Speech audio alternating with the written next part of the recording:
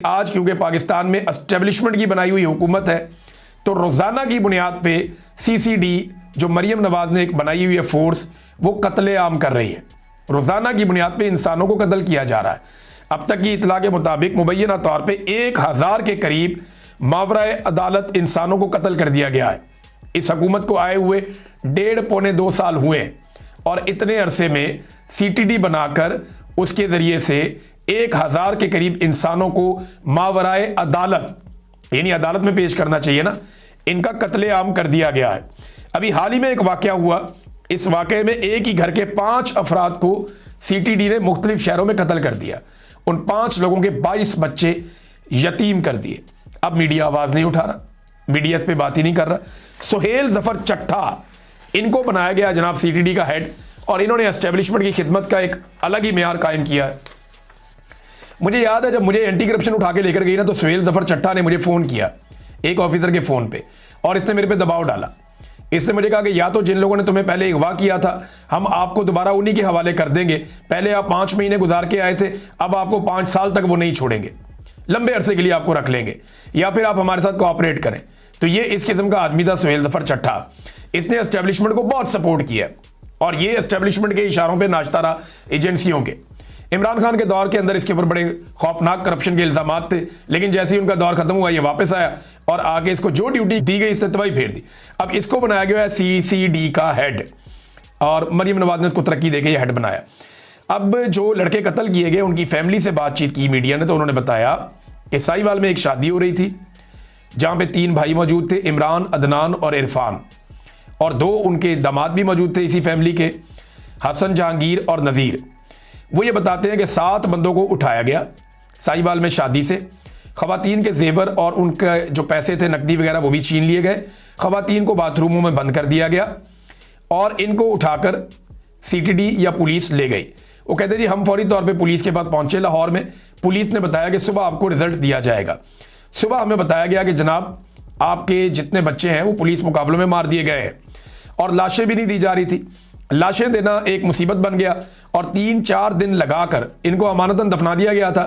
फिर 3-4 दिन लगाकर बड़ी मुश्किल से वकील ने हाई कोर्ट से जो है वो ऑर्डर करवा के इनकी लाशें वापस हासिल करवाई और फैमिली को दी। अब ये जो 5 बंदे एक ही खानदान के, जिनमें 3 भाई हैं और 2 दामाद हैं, ये जो कत्ल किए गए, ये 5 अलग अलग शहरों में कत्ल किए गए। एक को चनियोट में, एक को जड़ावाला में, एक को हाफजाबाद में, एक को गुजरावाला में, एक को नारोवाल में कत्ल किया गया। 5 एक ही जगह शादी में मौजूद थे, एक ही जगह साहिवाल में 5 मौजूद थे। साहिवाल से 5 को गिरफ्तार किया गया और 24 घंटे के अंदर अंदर यह खबर आ गई कि 5 अलग अलग जिलों में, चनियोट में, जड़ावाला में, हाफजाबाद में, गुजरावाला में और नारोवाल में 5 कत्ल हो गए हैं और लाशें मुख्तलिफ जगहों पर पकवा दी। जो FIR की गई 5 की, वो इस तरह की गई कि नाके पे पुलिस खड़ी थी, ये जनाब वहां से आ रहे थे, पुलिस ने इनको रोका, इन्होंने फायरिंग कर दी, अपने ही साथियों की फायरिंग से 1 मारा गया और 2 भाग गए। ये सारी FIR इसी तरह की हैं। आफ्ताब अहमद बाजवा साहब इनके एडवोकेट हैं, वो ये क्लेम करते हैं कि हमने इनके 5 बंदों के ID कार्ड्स को चेक करवाया पुलिस के रिकॉर्ड में, इनके ऊपर किसी किस्म के डकैती के, कत्ल के या कोई इस तरह के संगीन इल्जामात मौजूद नहीं है। लेकिन जो फैमिली की, उनकी माँ या बच्चों की या उनका बाप है, वो ये कहते हैं जी कि हमारी एक लड़ाई हुई थी और भावलपुर में लड़ाई हुई थी किसी पार्टी के साथ, और उस लड़ाई में हमसे कुछ मुतालबात किए जा रहे थे और पर्चा वापस लेने की बात की जा रही थी, और ये मामला आगे बढ़ा तो ये हमारे बच्चे कत्ल हो गए। अब जनाब ये कोई बात समझ नहीं आ रही। देखें, अगर ये मुजरिम थे भी या इन्होंने कोई जराइम किए हुए थे तो इनको अदालत में पेश किया जाना चाहिए था। इनको गिरफ्तार करते, गिरफ्तार करके इनसे बरामदगी करते, बरामदगी करके इनको अदालत में पेश करते, अदालत के जरिए इनको सजा देते। या 5 एक ही लेवल के खौफनाक क्रिमिनल थे कि 5 को कत्ल करना बहुत जरूरी था, तो 3 भाइयों को और 2 उनके जो दामाद हैं उन्हें कत्ल कर दिया गया, पुलिस ने कर दिया। और ये मावराए अदालत कत्ल है। जब इस तरह के कत्ल होते हैं ना, तो फिर अपने जाती स्कोर भी सेटल किए जाते हैं। 1000 बंदे जो मारे गए हैं उनमें से अगर आप रेशो निकालें, सारे बंदे बेगुनाह ना भी हों तो कुछ तो बेगुनाह होंगे ना, तो जो बेगुनाह मारे गए उनका कत्ल किसके सर पे जाएगा? तो जो अदालत इंसाफ देती है ना, अदालत के अंदर एक बड़ी जबरदस्त सोच होती है कि बेगुनाह को सजा नहीं होनी चाहिए, चाहे गुनाहगार बच जाए। यहां पे गुनाहगारों को मारने के चक्कर में अगर बेगुनाह मारे जा रहे हैं तो फिर क्या होगा? 5 लोगों का क्या जुर्म एक जैसा हो सकता है? और एक ही जगह से पकड़ के 5 मुख्तलिफ शहरों में उनका जनाब कत्ल डाल दिया कि जनाब इस तरह के वाक़े में सारे मारे गए हैं। तो नाज़रीन, ये इस वक्त पंजाब के अंदर हरकतें की जा रही हैं। और हाँ, इसके साथ एक और चीज़ आप जोड़ के देख लें, ये शहर बानो नकवी साहिबा है जिनकी एक अभी ड्रामा वीडियो भी आई कि वो कत्ल हो जाता है दौराने उनके इंटरव्यू, और फिर वो किस तरीके से वो ड्रामा पूरा क्रिएट होता है। वो अजीबोगरीब किस्म की एक वीडियो आई। अब जनाब एक और डॉक्टर साहब हैं, उन्होंने दावा किया कि उन्हें इन खातून ने ठग लिया और इनके साथ बड़ी ज़्यादती की है। वो बताते हैं जी, मुझे थाने में बुलाया गया, मैं वहाँ गया तो ASP शहर बानो नकवी वहाँ मौजूद थी। उन्होंने मेरा मौक़िफ़ सुना और कहा कि मरीज़ की नज़र तो 6/6 है, लेकिन चूंकि मरीज़ मुतमईन नहीं है, अब ये आंखों के डॉक्टर थे, इन्होंने इलाज किया हुआ था, लिहाजा आप कसूरवार हैं। इन्होंने कहा जी मेडिकल बोर्ड बिठाएं, कोई चीज़ चेक कर लें, मरीज़ का मैंने इलाज ठीक नहीं किया तो वो बता दें। कहते जी मरीज़ मुतमईन नहीं है और हमारे पास आपका टेंटवा दबाने के 110 तरीके हैं, लिहाजा अब आप ये कॉन्ट्रैक्ट साइन करें और पैसा दें। अब वो उससे बंदे से जो है वो को 1.5 मिलियन ले लिया, ये डॉक्टर से किया इन्होंने। शहर बानो नकवी जो ड्रामा क्वीन बनी हुई है पंजाब पुलिस में, और इनको बड़ी शाबाशी भी माजी में मिलती रही है, और कुछ लोग कहते हैं कि शायद ये मोहसिन नकवी की रिश्तेदार है, लेकिन चलो ये कोई क्राइटेरिया नहीं है। लेकिन डॉक्टर साहब ये बता रहे हैं जनाब मेरे से पैसे ऐंठ लिए इन्होंने। और एक सीनियर सर्जन है, वो कहता है मैंने काम भी ठीक किया था, बस धमका के ले लिए। ये नाज़रीन पंजाब में हालात हैं। जाली हुकूमत होगी तो यही होगा ना। अब इस जाली हुकूमत को बनाया गया था 8 फरवरी 2024 को।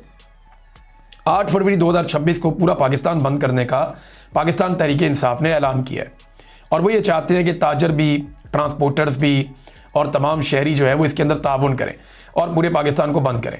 अगर तो वो कामयाब हो जाते हैं और इसका मोमेंटम बना लेते हैं, पूरा पाकिस्तान बंद हो जाता है, या पूरा पाकिस्तान नहीं तो 80% पाकिस्तान, 70% पाकिस्तान भी अगर वो बंद करने में कामयाब हो जाते, तो इसका मतलब ये है कि पाकिस्तान तहरीक इंसाफ उसके बाद अगला मोमेंटम भी बना पाएगी। बहरहाल 8 फरवरी के हवाले से ये मुतालबा किया जा रहा है तहरीक इंसाफ की जानिब से कि जैसे कि 8 फरवरी 2024 को पाकिस्तानी निकले, ऐसे ही 8 फरवरी 2026 को भी बाहर निकलें और अपने मैंडेट के लिए एहतजाज करें। नाज़रीन, एक और ख़बर है, और ये खबर है अब ISF को एक बड़ी जिम्मेदारी मिलने जा रही है आने वाले दिनों में। इस पर मैं डिटेल में बात करूंगा, क्योंकि नॉर्मली पॉलिटिकल पार्टीज़ के अंदर जो उनके स्टूडेंट विंग्स होते हैं वो प्रेशर ग्रुप होते हैं और थोड़ा बहुत काम करते हैं, लेकिन यहाँ पे ISF बहुत फ्रंट पे आके लीड कर रही है और इन्हें बड़ी ज़बरदस्त जिम्मेदारी दी जा रही है स्ट्रीट मूवमेंट के हवाले से। आने वाले दिनों में आपके साथ मैं मज़ीद चीज़ें इस पर शेयर करूँगा। जस्टिस आलिया नीलम साहिबा और मरियम नवाज साहिबा के बीच में जो एक छोटी सी खिटपिट हुई है कुछ मामलात को लेकर, और एहसन भून साहब उसमें आकर जस्टिस साहिबा के साथ खड़े हो गए हैं, तो इसमें PMLN का सोशल मीडिया सारा का सारा हमलावर हो गया एहसन भून पर और जस्टिस आलिया नीलम पर, और बड़े अजीबोगरीब किस्म के उनके बारे में रिमार्क्स दिए जा रहे हैं, उनकी बेइज्जती की जा रही है। तो PMLN बिल्कुल बर्दाश्त नहीं करती। वैसे जो भी कारकुन बनेगा ना पॉलिटिकल पार्टी का, फिर पॉलिटिकल पार्टी यही उनसे तवक्को करती है कि वो हमेशा कारकुन बनकर ही रहेगा। नवाज शरीफ की सालगिरह सेलिब्रेट की PMLN ने और सोशल मीडिया पे ट्रेंड भी चलाया। तो नवाज शरीफ की बर्थडे के ऊपर जो ट्रेंड चला उस पर 10,000 पोस्ट हुई हैं। ये बहुत बड़ी बात है कि नवाज शरीफ जो 3 दफ़ा के वज़ीर आज़म हैं, उनकी सालगिरह पे जो पोस्ट हुई सोशल मीडिया पे 10,000 पोस्ट हुई हैं नवाज शरीफ के बारे में, बहुत बड़ी बात है। लेकिन अब मैं आपको बताता हूँ कि इमरान खान की बर्थडे के ऊपर जो पोस्ट हुई थी वो 1 मिलियन से ज़्यादा थी। अब तक के लिए इतनी, अपना ख्याल रखिएगा, अपने इस चैनल का भी। अल्लाह हाफ़िज़।